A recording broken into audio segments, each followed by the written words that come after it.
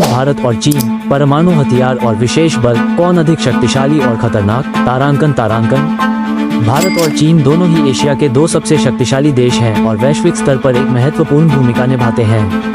दोनों देशों के पास विशाल सेनाएं, उन्नत तकनीक और घातक हथियार हैं। अगर परमाणु हथियारों की बात करें तो चीन के पास भारत की तुलना में अधिक परमाणु हथियार हैं। विभिन्न रिपोर्टों के अनुसार चीन के पास लगभग 410 से अधिक परमाणु हथियार हैं, जबकि भारत के पास लगभग 164 से 180 परमाणु हथियार होने का अनुमान है। चीन की परमाणु नीति नो फर्स्ट यूज (NFU) पर आधारित है, लेकिन उसकी सैन्य शक्ति और विस्तारवादी नीति उसे एक बड़ा खतरा बनाती है। दूसरी ओर भारत भी नो फर्स्ट यूज की नीति अपनाता है, लेकिन उसकी परमाणु नीति अधिक संतुलित और आत्मरक्षा पर केंद्रित है। विशेष बलों की बात करें तो भारत और चीन दोनों के पास अत्यधिक प्रशिक्षित विशेष बल हैं।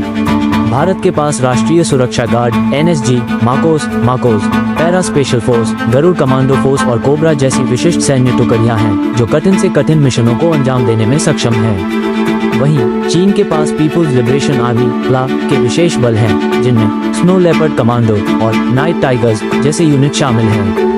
चीन की विशेष बलों की संख्या अधिक हो सकती है, लेकिन भारत के विशेष बलों का अनुभव अधिक व्यापक और जमीनी हकीकत से जुड़ा हुआ है, क्योंकि भारत ने कश्मीर, पूर्वोत्तर और आतंकवाद रोधी अभियानों में दशकों तक अपने विशेष बलों का उपयोग किया है।